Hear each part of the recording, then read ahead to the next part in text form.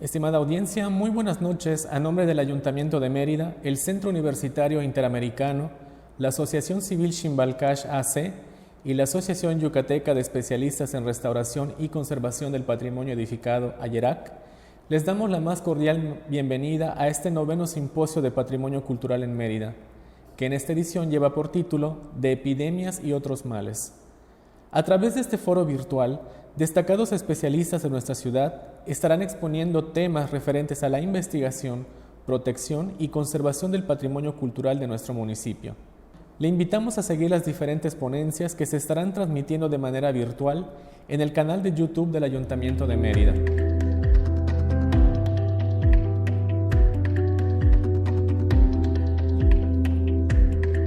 A continuación presentaremos a los arqueólogos Yoli Palomo y el arqueólogo Rafael Burgos Villanueva. La arqueóloga Yoli Palomo es licenciada en Arqueología por la Facultad de Ciencias Antropológicas de la Universidad Autónoma de Yucatán. Desde 1987 es investigadora del Centro INA Yucatán. Ha llevado a cabo diversos salvamentos y rescates. Ha publicado diversos artículos sobre cerámica polícroma, así como temas diversos como la cerámica estilo códice, nuevos datos de producción y patrones de distribución en el año 2010, estudios comparativos de 2 pigmentos azules de la región maya en 2012, reflejo de una etapa cerámica en Izamal, el protoclásico como propuesta en 2018. Organizó y actualmente es encargada de la Ceramoteca del Centro INA Yucatán, directora del Proyecto Integral de Intervenciones Arqueológicas de la Zona de Monumentos de Mérida, Yucatán, y codirectora del Proyecto Izamal. Por su parte, el arqueólogo Rafael Burgos Villanueva es licenciado por la Facultad de Ciencias Antropológicas de la Universidad Autónoma de Yucatán. Desde 1988 es miembro adscrito al INA, Premio Nacional Alfonso Caso en 1990 a la mejor tesis de licenciatura titulada El Olimpo, un predio colonial al lado poniente de la Plaza Mayor de Mérida, y el análisis cerámico comparativo. Ha publicado diversos libros, entre ellos San Agustín de Pacaptún, Arqueología de una hacienda nequenera en 2005, Subterráneos y pasadizos de Mérida, La Casa de los Ladrillos en el año 2006, Los tranvías en progreso, un legado cultural en 2013, Huellas del pasado en la ciudad en 2016. También ha publicado distintos artículos relacionados con la arqueología histórica y actualmente funge como codirector del proyecto Izamal, así como del Proyecto Integral de Intervenciones Arqueológicas en la zona de monumentos históricos de la ciudad de Mérida, Yucatán. En esta ocasión los recibimos con la ponencia Zona de Monumentos Históricos de Mérida, revalorando su importancia. Bienvenidos. Buenas noches. Queremos agradecer la invitación de los organizadores del 9º Simposio de la ciudad de Mérida por habernos extendido la invitación para participar. Para alcanzar los resultados de un estudio que se enfoque en el aspecto histórico, se requiere de mucha planeación y coordinación entre cada uno de los colaboradores de un estudio específico, implicando la interdisciplinariedad, pero se debe tener un enfoque definido al momento de plantear la aproximación a un proyecto de investigación. En la actualidad, para realizar intervenciones en centros urbanos o sitios históricos, es necesario contar con visiones de diversas disciplinas que aporten datos para revalorar los predios, por lo que es importante contar con antropólogos físicos, arquitectos, restauradores, químicos, entre otros. El registro arqueológico contiene pistas en forma de restos físicos, incluidos los artefactos, sus características y relaciones contextuales.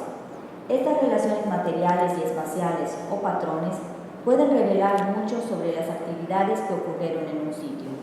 El arqueólogo, que trabaja en contextos históricos, compara continuamente los datos recabados en campo con las fuentes de archivos, a medida que avanza el proyecto, para explicar mejor los eventos.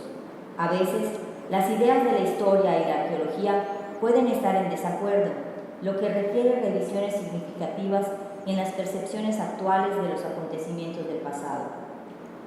Sin duda, este es un proceso enriquecedor, ya que se dejan ver situaciones que anteriormente no se tenían en cuenta. La arqueología histórica en México se trata de una práctica un tanto reciente. Esta vertiente empieza a tomar importancia al inicio de la década de los 70 del siglo pasado, con trabajos como los realizados en Chapultepec, en las obras de trazo del circuito interior y el drenaje profundo de la Ciudad de México, y también, posteriormente, en Palacio Nacional, en el exconvento de San Jerónimo de la Ciudad de México y de igual manera en los trabajos de las distintas líneas del metro. Para esa época, en otras latitudes de Latinoamérica, también se dio el desarrollo de esta rama de investigación, como fue el caso de Argentina, con los trabajos de Daniel Shavelson del Gabinete de Arqueología Urbana. Un ejemplo más concreto, para 1974, en la ciudad de Mérida, se llevó a cabo la demolición de un edificio colonial en el costado poniente de la Plaza Mayor de la ciudad, lugar que ocuparon las casas consistoriales, donde actualmente se encuentra el Palacio Municipal. En este espacio se encontraba uno de los principales basamentos de la urbe prehispánica, el Baclunchan. Este constituyó uno de los primeros rescates arqueológicos realizados en el centro urbano de esta ciudad, constatando que efectivamente existió un edificio maya, recuperándose ahí material cultural de la antigua población precolombina. Por otra parte, se puede considerar que el primer trabajo interdisciplinario de arqueología histórica en la ciudad de Mérida fue realizado en la Casa de Montejo en 1981, en el cual intervinieron tanto investigadores como personal técnico de Lima. Las descripciones históricas de la antigua ciudad de Torre, realizadas por cronistas de los siglos XVI y XVII como Fray Diego de Landa, han dejado algunas descripciones, así como ilustraciones e información de la recién fundada ciudad colonial. Algunos personajes, principalmente clérigos y viajeros, proporcionan interesantes datos de la ciudad. Entre ellos destacan Fray Antonio de Ciudad Real, Fray Diego López de Cogolludo, Stephens y Charney, entre otros.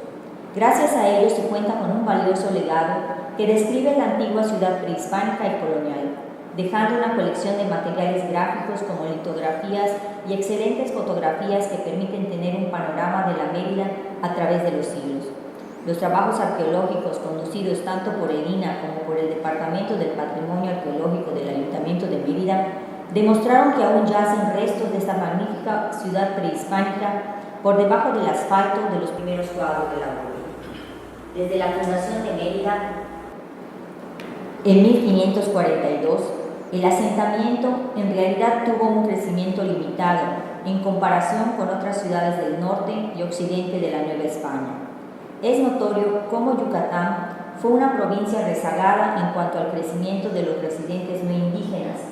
Es así que para 1790 contaban con importante población blanca, por no hablar de los mestizos, mulatos y demás castas, aunque formalmente Mérida fue fundada el 6 de enero de 1542, la construcción material se inició hasta 11 meses después, luego de apaciguar los ataques de indios mayas provenientes de diversas regiones.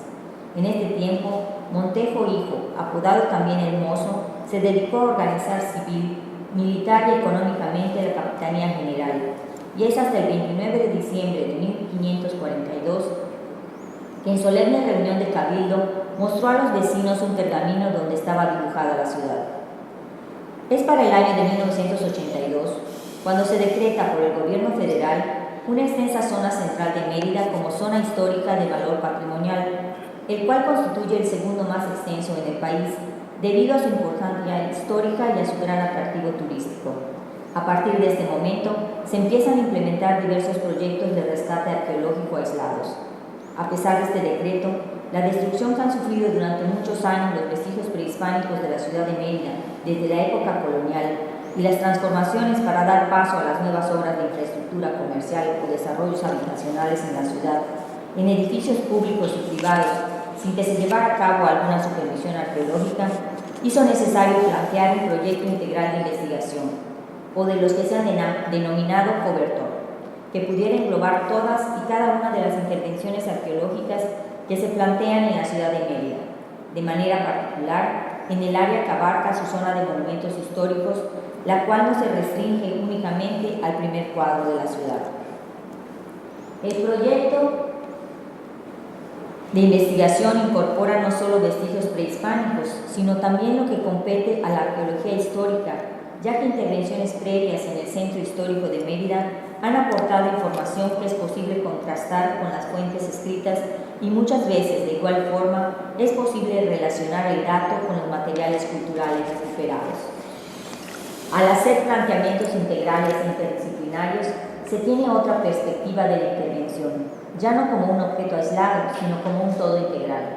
Casos similares han sido propuestos para determinadas áreas de la ciudad de Mérida, como el caso de Oquichén o el proyecto Palma. Este formato no se circunscribe únicamente a ciudades modernas. De hecho, se han implementado en proyectos de investigación de sitios como Chichén Itzá, Uxmal e Izamal. Las intervenciones no solo están circunscritas a la zona de monumentos históricos, sino que se requiere que se extienda a cualquier inmueble que presente cierto valor cultural de índole arqueológico e histórico.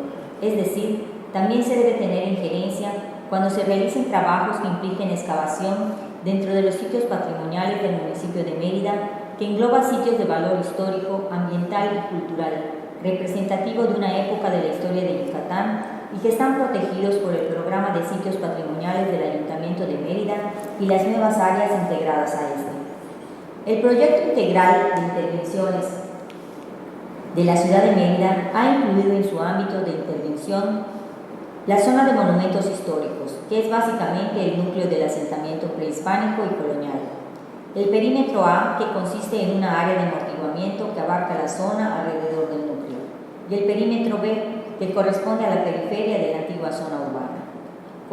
Con lo anterior se puede tener una mejor comprensión de los procesos dinámicos que cada una de las áreas presenta a través del tiempo. Para un mejor manejo y partiendo de los perímetros ya existentes, el proyecto se dividió en 3 sectores principales: núcleo, alrededores y periferia. Es preciso mencionar que como el proyecto incluye diversos periodos cronológicos, en principio la metodología tradicional utilizada fue la empleada en la arqueología, la cual prácticamente es la misma que en la arqueología histórica. Lo que varía es el análisis de una gran variedad de materiales culturales y además emplea archivos documentales, fotográficos y estudia elementos de hierro, vidrio, papel, entre otros. Por lo tanto, este proyecto emplea el enfoque de la arqueología histórica y aún lo urbano, pero también incorpora los análisis de los diversos materiales mediante la integración de un trabajo interdisciplinario. También se debe destacar que, en la actualidad, el empleo de tecnologías modernas permite obtener nueva información que a simple vista no se puede tener. Tal es el caso de los análisis químicos de almidones, levantamientos tridimensionales, estudios petrográficos que contribuirán a tener una mejor comprensión del momento sociocultural por el que estaba pasando la ciudad o un predio en particular. En realidad, todo lo recuperado forma parte del registro arqueológico. No necesariamente tiene que tratarse de rasgos arquitectónicos o fragmentos de vasijas, huellas de construcciones, viejos contenedores como ollas y botellas. Al igual que botones de las antiguas prendas, proporcionan información al ser obtenidas bajo una estricta metodología arqueológica.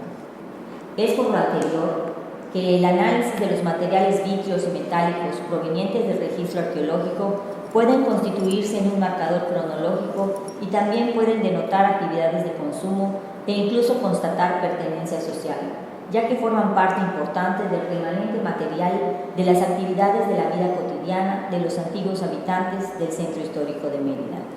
De igual manera, la zooarqueología funge como uno de los instrumentos que colaboran con el acervo de información pretérita y se basa en el estudio de los huesos animales, con evidencia de manipulación antrópica, que proporcionará los datos de las preferencias alimenticias de los habitantes de algún predio en particular y poder contrastar también con sectores de la población en determinados periodos de tiempo y aún evidenciar el estatus socioeconómico de los habitantes del predio. Pero para realmente aplicar la metodología empleada en la arqueología histórica, es necesario acudir a todas las fuentes disponibles, archivos públicos y privados, fuentes hemerográficas y algunas veces hasta historias propias de la tradición popular. Dentro de las múltiples intervenciones que se han llevado a cabo en la ciudad de Mérida, hay algunas que vale la pena destacar. Por la información que se ha podido obtener de las mismas, es por ello que a continuación se enumeran algunas de estas y la información más relevante que han aportado. Vamos a mencionar algunos de los ejemplos más representativos de las intervenciones arqueológicas en la ciudad. El Casa Cárdenas. Las intervenciones se dieron para el año 2003 porque se realizaron trabajos de adaptación para albergar el Centro Joyero de Mérida. Está ubicado en la esquina suroeste de la Plaza Mayor y perteneció a 3 familias yucatecas importantes, a los Bracamontes, Cárdenas y Peón. Se hallaron subterráneos en el traspatio de la casona, fechados para mediados del siglo XVII y probablemente tuvo varios usos, entre ellos sanitarios, depósito de desperdicios o aún contenedores de mercancías ilegales. Aquí podemos ver que el traspatio de la casona tuvo varios usos y entre los últimos usos que tuvo antes de intervenir fue que era un estacionamiento público. Cuando nosotros llegamos, lo que hicimos es pusimos una cuadrícula en todo el terreno para poder empezar a realizar las excavaciones de los pozos estratigráficos y nos dimos cuenta, o sea, por suerte, desfondamos el techo de uno de los túneles que tenía la casa. El túnel estaba lleno, tenía más de 1 metro de sedimento acumulado desde muchos años atrás, y ese sedimento lo que decidimos fue excavar dentro del túnel para poder hacerle su planimetría y saber qué contenedores históricos o materiales arqueológicos podían tener. Entramos, se excavó todo el túnel y pudimos obtener una rica información y tanto de materiales históricos y de la colonia.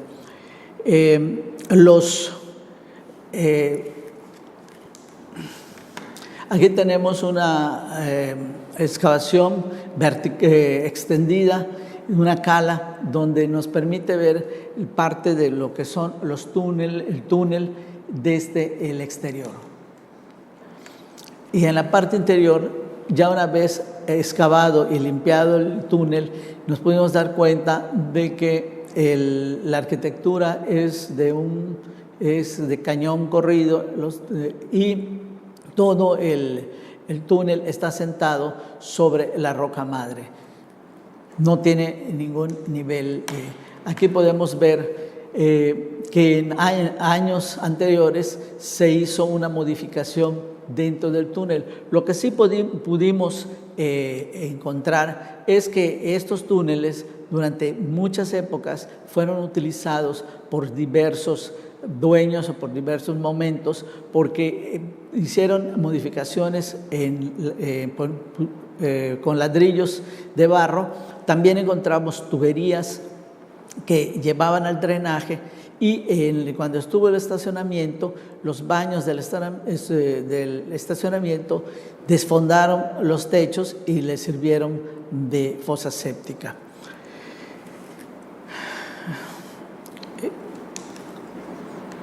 Aquí tenemos una de las 2 recámaras que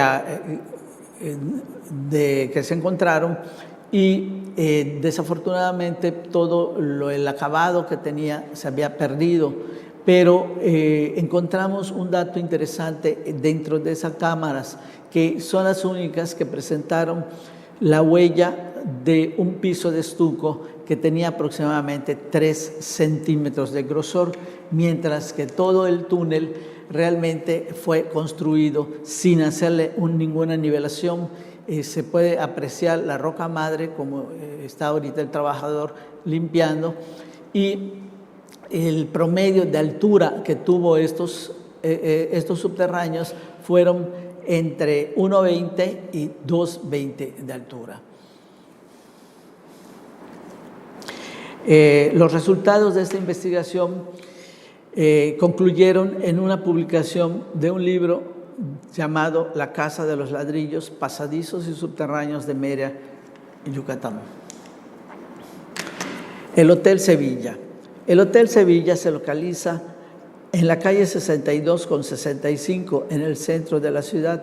Fue intervenido arqueológicamente en agosto del 2017, ya que está siendo restaurada para convertirlo en hotel.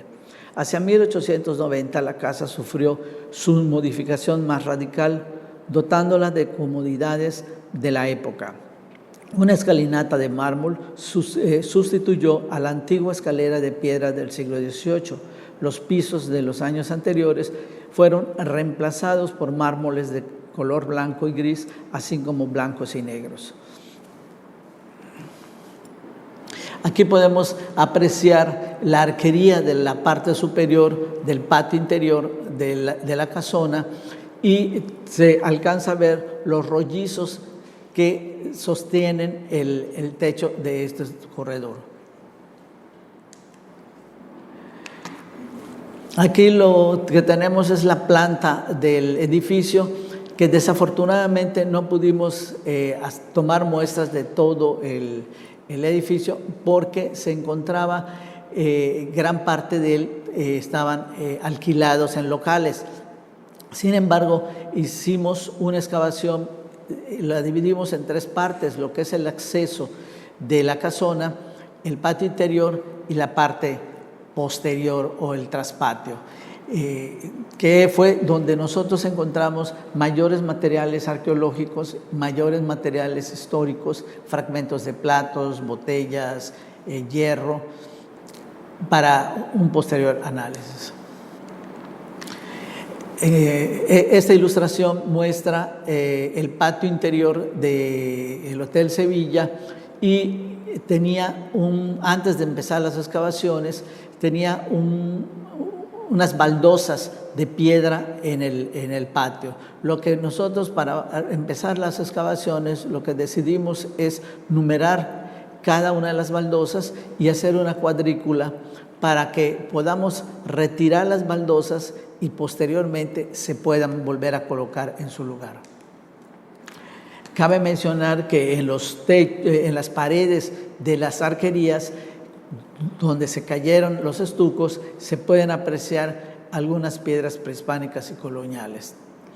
Bueno, aquí tenemos cómo se numeró todas las baldosas y la cuadrícula del patio interior para empezar los trabajos de excavación.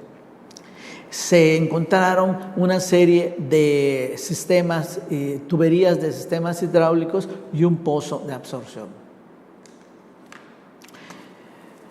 Este es uno de los pozos del patio trasero, donde llegamos hasta Laja y se tiene una profundidad de más o menos de 2,20 a 2,25 metros de profundidad. Y los perfiles del mismo pozo, donde se puede apreciar el tipo de tierra y el material, el tipo de tierra y la composición del patio. Durante la estancia de Francisco I. Madero en la ciudad para las elecciones de 1910, estuvo de visita en esta casa. Una fotografía lo muestra saludando a la población desde el balcón central ubicado sobre el zaguán de la casa. Predio 509. El predio 509 se ubica a tan solo 2 cuadras de la plaza principal, dentro del núcleo del centro histórico. Para 1917 la propiedad es heredada a los hermanos Ricardo y Joaquín Pinelo. Ese mismo año es vendida a una persona de apellido Gutiérrez, oriundo de Progreso. Sin embargo, los estudios de archivo han logrado vincular esta casa colonial a la familia Nicolás Milanés Cavero para inicios del siglo XVII. Es importante recalcar que en este predio en 2017 fue readecuado para albergar una institución bancaria. La intervención La interpretación de los datos obtenidos en el rescate arqueológico contó con un equipo interdisciplinario donde participaron arquitectos, historiadores, ceramistas, así como se hicieron estudios de zooarqueología, así como químicos de almidones, fosfatos, proteínas, entre otros. En un plano de Mérida de 1781, publicado por el señor Arcel Espadas, ubicamos el predio donde está el asterisco color amarillo, donde su ubicación realmente se encuentra a una cuadra de la Plaza Mayor, en el pleno corazón de la ciudad.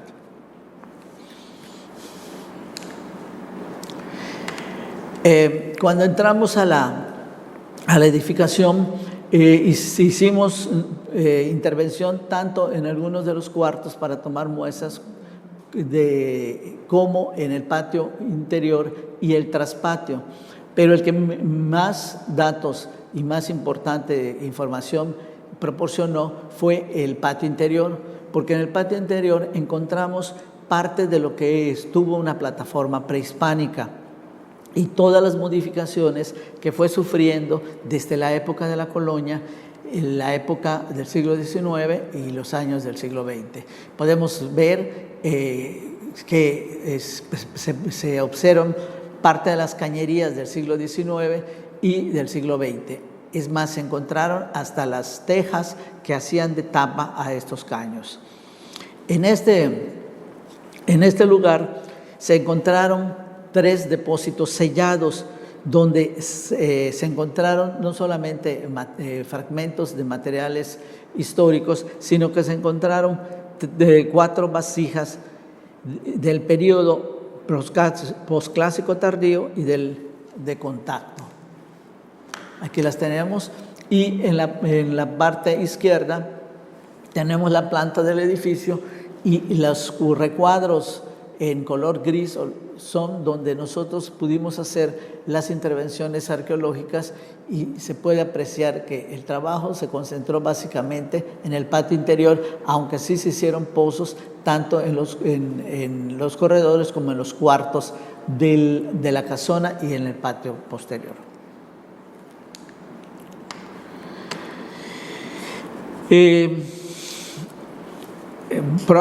Los resultados de la casa, los resultados de esta investigación serán plasmados en un futuro libro que se encuentra en proceso actualmente, después de los análisis de todos los materiales obtenidos. Siervas de María. El predio es el número 481 y se ubica en la calle 59, entre 54 y 56, en el centro histórico de la ciudad. Cabe mencionar que en este espacio se encontraba una construcción de alto valor patrimonial, construida a mediados del siglo XIX y que albergó a la Orden de las Siervas de María. Ahí establecieron su convento y una pequeña capilla. La casa fue demolida para finales de la década de los 70 del siglo pasado para dar cabida a un estacionamiento. La congregación fue fundada en Madrid en 1851 por la hermana Soledad Torres Acosta, quien años después fue beatificada. En México, las religiosas llegaron en 1896 y a Yucatán para el año de 1900. En 1903, el señor Nicolás Cámara Luján les obsequió el predio ya referido, convirtiéndose en uno de los benehechores de la congregación. Las religiosas fueron desalojadas en 1915 y regresaron al inmueble para el año de 1949, pero fueron nuevamente desalojadas en el año de 1975 y actualmente tienen su congregación en la colonia de la García Gireres. Aquí podemos observar que cuando era un estacionamiento público y cuando nosotros, el Departamento de Arqueología, llegó al sitio, pues, colocamos una cuadrícula y empezamos a hacer pozos de sondeo a determinada altura para ver qué concentraciones de materiales había o qué parte podíamos bajar más, y nos empezamos a extender haciendo calas, y nos empezamos a dar cuenta de la información arquitectónica que había salido, que estaba debajo del piso del estacionamiento. Si logramos encontrar las escaleras, parte de los balcones, las cimentaciones de la construcción y del convento. Entonces aquí hicimos un vuelo de dron, y en el recuadro azul están, afortunadamente, en el estacionamiento, cuando se demolió la capilla y se demolió parte del convento, se quedaron acumuladas o parte de la gran mayoría de las columnas que tenía la capilla y sostenía la cúpula. Y encontramos en el recuadro amarillo y en el recuadro rojo, donde estaba la capilla y parte del convento, pudimos encontrar hasta los pisos originales y el piso original donde se encuentra el arranque in situ, el arranque de las columnas. Fue interesante hacer este trabajo porque salió mucha información histórica, no solo de materiales de losas finas, de porcelanas y todo, sino que también salieron materiales prehispánicos y partes de algunos elementos de arquitectura prehispánica. Nos hacía suponer que en el altar pudiese haber habido una estructura prehispánica, porque el nivel era mucho mayor al nivel de la del propio convento y al nivel de la calle. Sin embargo, lo que nosotros encontramos fueron materiales de relleno de una plataforma, mas no encontramos desafortunadamente la estructura prehispánica. Se ve que se había desmantelado y se utilizó precisamente para rellenar parte de la construcción de la casa. Pero entre los materiales que aparecieron y los que llaman la atención fue, por ejemplo, un arrocero. Ese arrocero es una botellita que tiene todavía el arroz, que muy probablemente sea de alguna de las bodas que se llevaban a cabo allá, y se encontró una cartera, que todo ese material se encuentra actualmente en el taller de restauración para poder darle consolidación. Y esta es una de las pocas fotografías del interior de la capilla, donde se puede apreciar muy bien las columnas y que sostenían toda la cúpula de la iglesia. La Casa Morisca es un predio ubicado en la calle 56 por 51.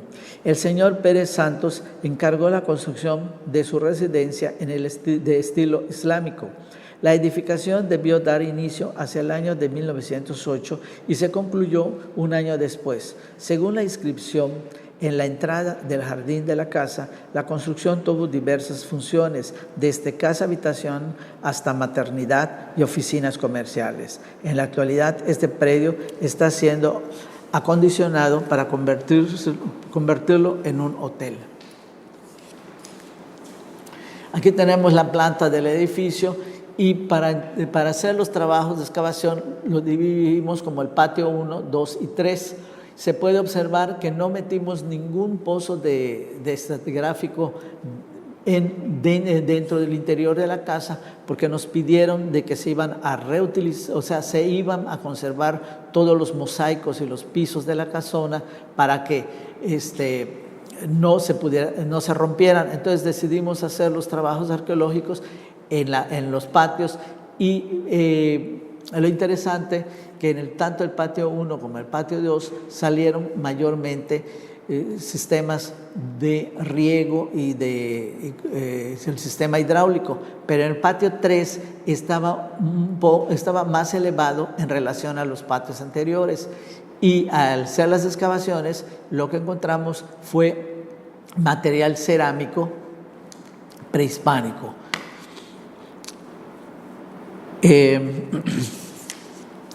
Es interesante, nosotros checamos el plano de Salazar y Larregui de mediados del siglo XIX y no se observa en el plano ninguna construcción, es un solar. Eso quiere decir que el montículo que hubo en el patio 3 pues se desmanteló cuando fue la construcción de la casa a partir de principios de siglos. Y aquí tenemos en el patio 2 igual todo el sistema de drenajes y parte de lo que encontramos una cisterna de agua.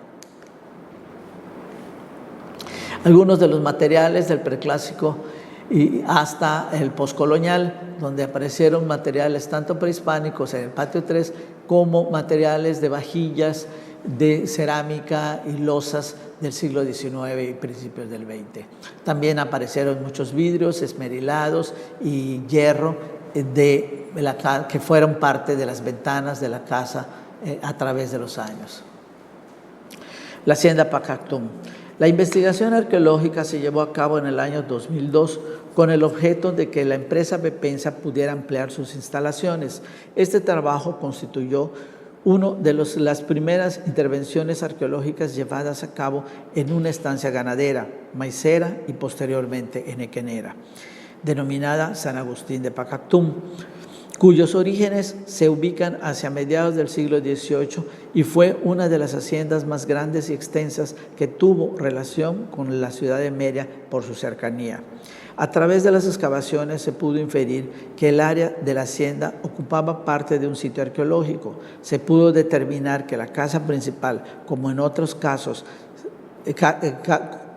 se levantó sobre una plataforma prehispánica. Durante las excavaciones se recuperaron 11 vasijas, producto de 3 ofrendas constructivas, así como de varias cistas mortuorias. Aquí tenemos el arco y la entrada de la casa principal antes de ser restaurada.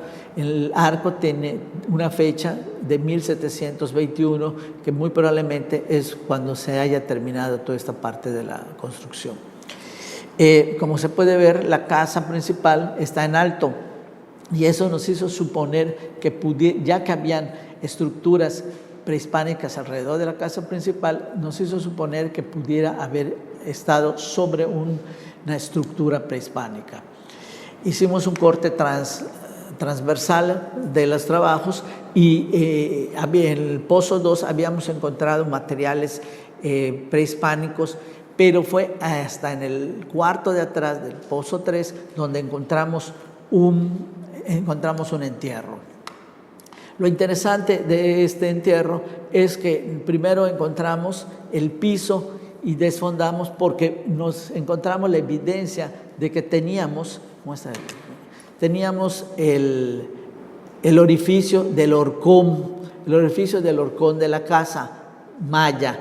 Entonces decidimos desfondar el piso y encontramos a un costado del horcón de lo maya, encontramos el entierro prehispánico. La bola que sigue. Estas son algunas de las vasijas que fueron recuperadas en la hacienda Pacactum.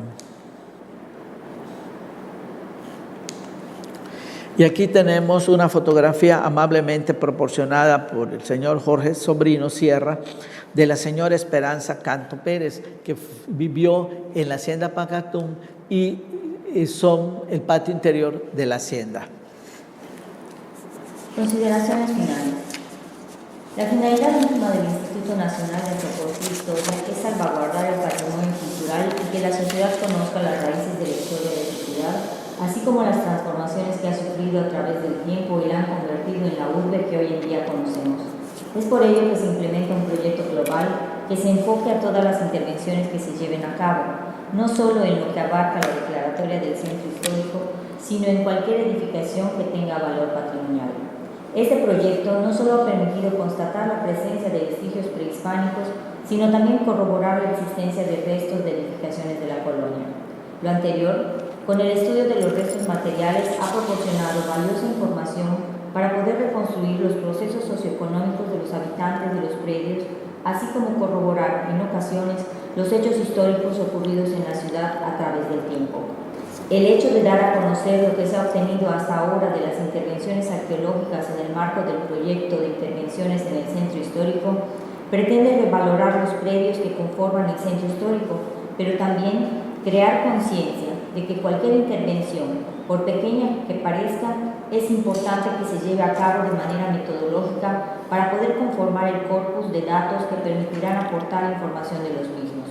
Con ello, se espera que las futuras intervenciones puedan contribuir para acrecentar el interés de los meritanos por conocer su historia y revalorar de esta manera su patrimonio cultural.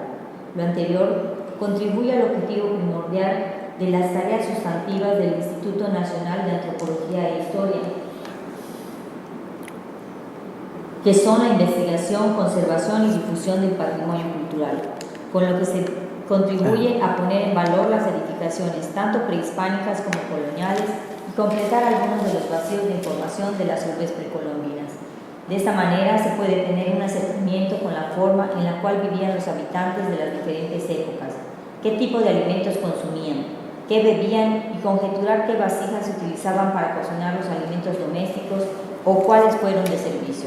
En resumen, los trabajos arqueológicos en el centro histórico de la ciudad de Mérida deben seguir llevándose a cabo y los resultados sirven como incentivo para continuar y de esta manera contribuir al entendimiento de los cambios sociales, políticos y de otra índole que han transformado el espacio que vivimos hasta el día de hoy. Muchas gracias.